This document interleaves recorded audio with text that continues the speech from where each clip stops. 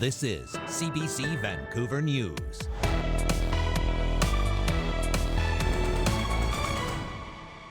Vigils are held across Metro Vancouver to honor the victims and the families impacted by the alleged Lapu-Lapu Day car ramming attack. Plus, he just pushed the gas all the way through the whole block right there, crashing into everyone in his way. how a Filipino street festival celebrating a culturally important event was twisted into tragedy. Also, I just feel really a lot of sorrow and sadness for all the families. It's very tough. It's heartbreaking, it's tragic. trying to make sense of a senseless act of violence. BC's Filipino community and beyond are grieving. Hello, I'm Janella Hamilton. Thanks for joining us. Vigils were held across Metro Vancouver tonight to honor the victims of Saturday's horrific tragedy that saw at least 11 people killed and multiple others injured after an SUV allegedly plowed through a crowd of people at the Lapu-Lapu Day celebration in Vancouver, a day after BC's Filipino community visibly shaken with grief. Police say the youngest victim was 5 years old, and the death toll could rise with dozens of people injured. Vancouver's interim police chief calling it the darkest day in the city's history. Lindsay Duncombe now on how a Filipino street festival celebrating a culturally important event was twisted into tragedy, and a warning some of the images you're about to see may be disturbing. Emergency has been dispatched. Ambulance has been dispatched. 911 has been called. Help is here. Block after block, bodies. This video shared by a witness shows emergency crews and bystanders scrambling to keep dozens of people, including children, alive. Rushing to get them to hospital. It's chaos. Move to the side. Stay back, stay back. It happened just as the Lapu-Lapu Day Block Festival was wrapping up. Some car, some Audi, black Audi, he just stopped or whatever. Vendor Joshua Polinten was packing up his booth when he saw a vehicle. He just pushed the gas all the way through the whole block right there, crashing into everyone in his way. The violence, the death, such a contrast to what had been a day of celebration. The Lapu-Lapu Festival honors Filipino culture. It was packed all day, thousands upon thousands of families joyful. It just doesn't make any sense for me. Janella Romero lives nearby. It was the sound that terrified her. I hear boom, boom, boom. And I turn around and say to my mom, do you think there are gunshots? She filmed this video as she walked down the street, horrified. I was kids running, screaming, and I was like, what is going on? But I thought, okay, well, it was a concert. Then I started hearing police, ambulance, firefighters everywhere. And turns out the boom I was hearing, it was the guy with the car crashing all the people from here all the way there. The driver is gone. The driver is gone. It's an Audi. Witnesses say the driver accelerated even after people were hit. When the vehicle crashed, he ran. Angry witnesses chased him. Video filmed by bystanders and posted on social media shows the suspect surrounded, held until police arrive. This photo appears to show the suspect being taken into custody, where he remains. A 30-year-old named Kai G. Adam Lowe has been charged with 8 counts of murder. The individual in question has a significant history of mental health issues. He is known to police for a multitude of mental health interactions. That detail, another layer of tragedy as the city tries to comprehend why this happened, how much has been lost. This is a tragedy the likes of which the city has never experienced before. To cope with the pain of this tragedy, hundreds of people in Vancouver are coming together. They're here at this vigil in a park to show support for the victims and their families. Lindsay Duncombe, CBC News, Vancouver. One neighborhood's horror last night was today an entire city's grief and mourning. Janella has more. The evening vigil in Vancouver brought out the city's grief as it grapples with immense loss. When something senseless like this happens, I think there's a real yearning to just be with your community and do what we can, even if we don't understand it.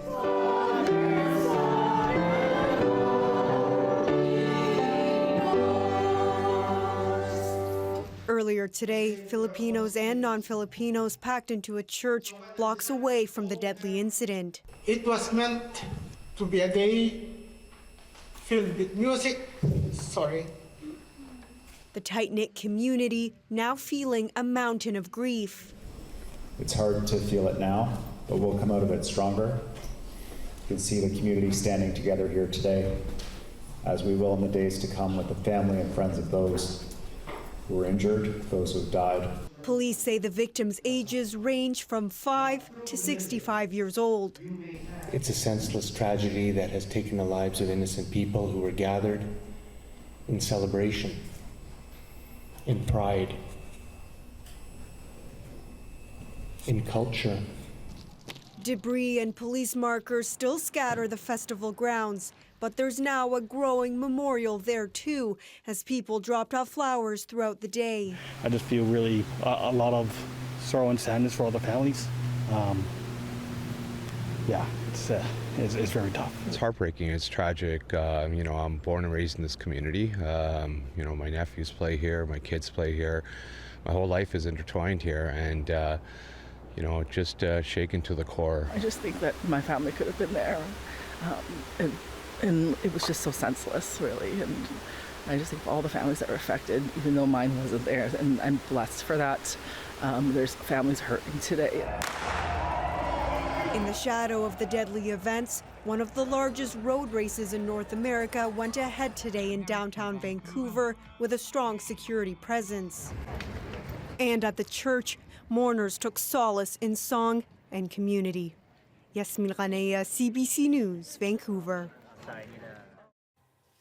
The suspect is facing second-degree murder charges in connection with the deaths at the Lapu-Lapu festival. He made an appearance in front of a judge this afternoon. Our Jason Proctor spoke with the host of the National, Ian Hannah-Mansing, about the man's past history with police. What can you tell us about what happened? Well, Ian, there's a publication ban on the hearing, so I can't tell you what was said at this bail hearing, but the suspect's name is Kaiji Adam Low. He's 30 years old, and he made a brief virtual appearance this afternoon in front of a judge.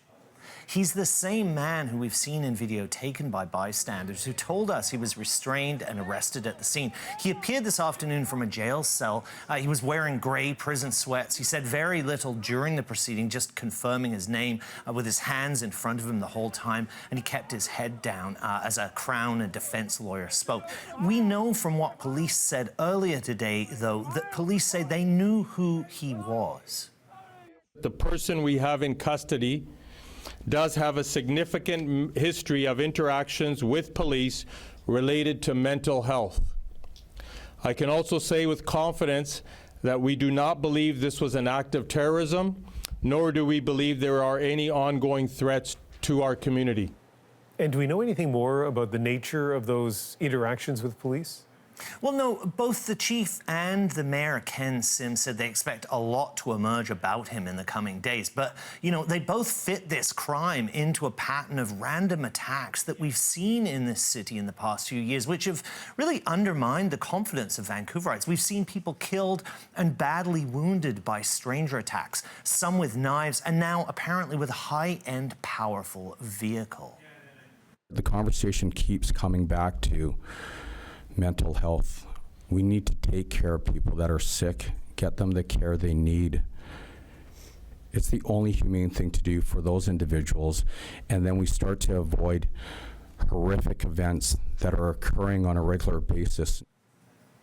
And Ian, Low's next court date is May 26 in Vancouver. He'll remain in custody until then. That's Jason Proctor reporting. Vancouver police say this was not an act of terrorism, but as Jennifer Yoon explains, it's raising questions about protocols and preparations for large-scale events in Vancouver and across Canada. Heavy vehicles acting as barriers, more police in uniform, beefed up security as thousands jogged the annual Vancouver Sun Run. Just hours earlier on the other side of the city, a man killed 11 after ramming a car into the crowd. It's a family children event, and none of the indicators were there to do anything to a higher threat level. Vancouver police say they didn't put any heavy barriers to secure the site, though eyewitness accounts say there were some plastic or wooden barriers being moved around as vendors tore down their tents and stalls. That's when a man slammed a car through the crowd. This will change the landscape for deployment for police. The tragedy has shaken people across Canada, including some attending a Sikh festival in Toronto, thinking about the worst-case scenario as their community celebrates. I really hope nothing happens. I mean, I don't want to worry about that and then have that be the first and foremost thought in my mind when it's like a celebration for something else right now. Around the world, there have been several similar incidents in the past few months, including in New Orleans on New Year's Day and in Germany last December. Here in Canada, the 2018 van attack in Toronto killed 11. Some say these incidents show even family festivals need heavy security. We're no longer able to have these community events in a very inviting atmosphere because of the tragedies of this nature. While others say it's unfeasible. To completely secure and lock every single one of these events down is just, it's unworkable. These barriers and others like them were put up after the Toronto van attack to deter people from using a vehicle as a weapon. But placing them along every city street may not be possible or even desirable. Jennifer Yoon, CBC News, Toronto. The tragedy sending shockwaves across the country as Quibine Oduro reports for Filipino churches and associations in Canada. The news was especially disturbing. This indoor market is an annual event organized by Filipino students at Concordia University. This year, they went forward with heavy hearts. There's not enough words to say how much we were in shock. We're praying for them, thoughts and prayers for them for sure. No one thought that it would end in that way, and there's no other words. At the International Worship Center in Winnipeg, Pastor Juni Josu says he included a special prayer for victims and those affected by the incident. I was saddened by this tragedy that happened to the Filipino-Canadian community. I think in my 26 years, this is the saddest and the worst thing that happened to us. Just very much devastated. At this coffee shop in Edmonton, the owner says Sunday was just about providing food and a space for the community. Sometimes it's just getting through the day of like getting a drink and a pastry and just being around people in times of need. We've had people cry, which is really touching because it really means a lot to us when people feel safe to cry in this space. Tolentino says they are thinking of doing more. We're just thinking of like the cost that the families are going to face after this tragedy, and we figured that as a business we do have the capacity to raise funds. In Toronto, Filipino children and youth are working on their performances for an event this summer. I'm a little scared right now. It's because, of course, I have to be responsible for all the parents and for all the kids, right? So there's a hesitant that, we're going to perform in a bigger festival. Back in Montreal, City Councillor Stephanie Valenzuela says they will beef up security at events this year. We're going to do everything that we need to do to make these events even safer than they already are. So that's really our main preoccupation going forward as well. Vigils and fundraisers are being planned by different Filipino communities across the country as Canada continues to grapple with this tragedy. Quibine Oduro, CBC News, Montreal. If you or someone you care about has been directly impacted, you can call Victim Link BC at 1-800-563-0808. Anyone needing help contacting a friend or family member who was at the event in Vancouver can go to Douglas Park Community Centre on West 22nd Avenue or call 604-717-3321 to speak with a victim liaison officer.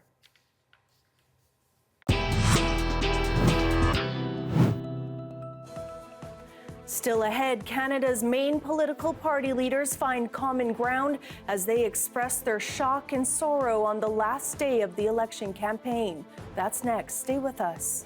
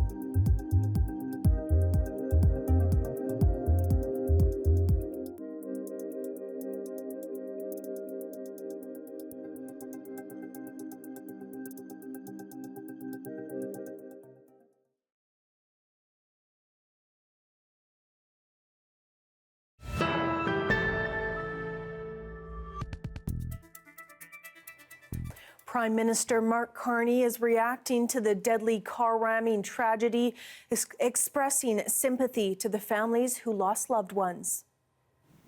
Those families are living every family's nightmare. And to them and to the many others who were injured, to the Filipino-Canadian community, and to everyone in the broader Lower Mainland, Vancouver, I would like to offer my deepest condolences and my wishes for strength and compassion in this tragic time.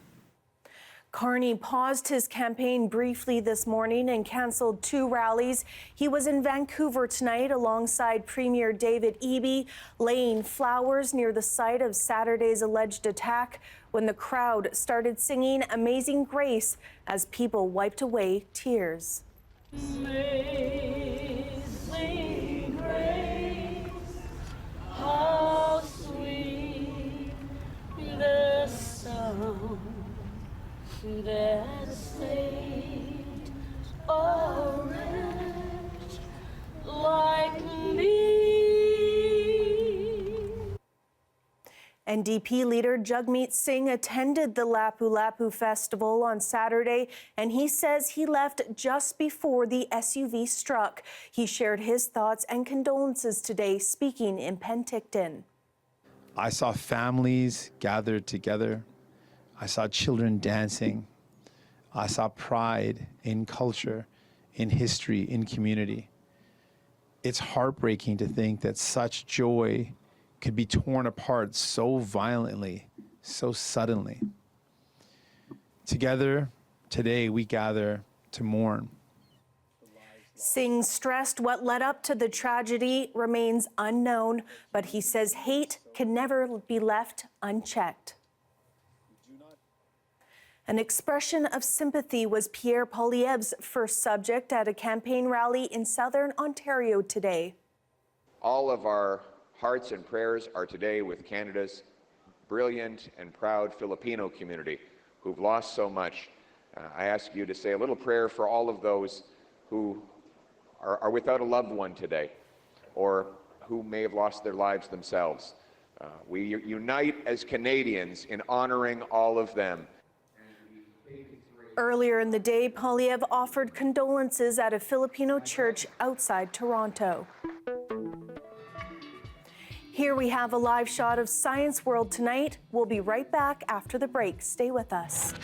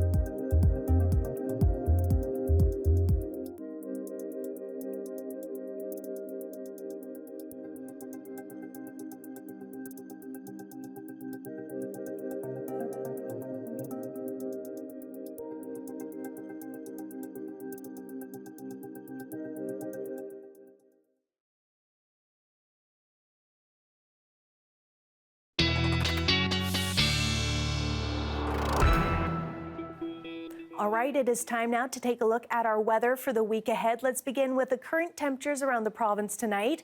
A bit snowy in Dease Lake with 1 overnight, and rainier in Prince George with a 4 overnight. On the island, seeing a lot of precipitation in places like Campbell River and Tofino with a low of 7 overnight, and heading into the tomorrow cast. Again, that rain is sticking around, which is a little bit of a change from all the dry conditions that much of the province has been experiencing lately. 13 and rainy in Fort St. John. Similar conditions in Prince George for tomorrow. A bit warmer in Golden with a high of 16 and a mix of sun and clouds. Similar conditions in Cranbrook. And on the island, 13 is your high in Victoria with a little bit of that scattered showers, and similar conditions in Tofino. Heading into the 5-day forecast in Metro Vancouver, rain will be around for our Monday with a high of 13. That is going to continue into Tuesday, but I believe it will warm up by Wednesday.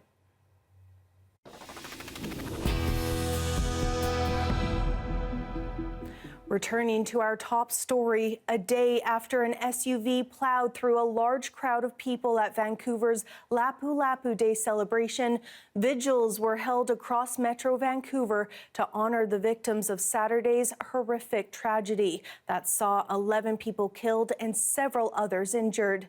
Tonight, BC's Filipino community are grieving, trying to make sense of this senseless act of violence. Looking at the crowd around here, I'm deeply humbled and grateful that the Filipino community has so many friends. A lot of us are still numb. A lot of us are angry, confused, sad, devastated. And some of us don't know how to feel, what to feel. And we're going to need your help. We've lost lives that in such a meaningless tragedy. I want to pay respect for the people that died and the people that's hurt, the people that's in the hospital. I want to give my support to my community, because what if it's me who died, or so I want to give the support. You're seeing a gathering of our community, other cultures coming in and just supporting, and a lot of hugs. A lot of tears and conversations, and that's deeply, deeply rooted in our Filipino culture and community, that when something happens, despite our differences, that we really come together. I just want to encourage everybody to keep being there for each other and checking in on the people who may seem okay even, and that things like this shouldn't happen. It's hard to explain, a lot of people are sleepless. A lot of people are thinking, how in the world could this happen? Why? It's very shocking, and I'm still in disbelief at the moment, right? But what we want to see is for the government leaders to be able to, in short term, show their support to the families who have been affected, especially the families of the victims, the families of the injured, and families of the other community at large that are indirectly affected. That is your late news for this Sunday. Thanks so much for being with us tonight. To keep up to date with all the latest news, you can head to our website at cbc.ca/bc. Your next local news is on the early edition on CBC Radio 1. That starts tomorrow morning at 5:30. We leave you now with more images from vigils taking place across the Lower Mainland today.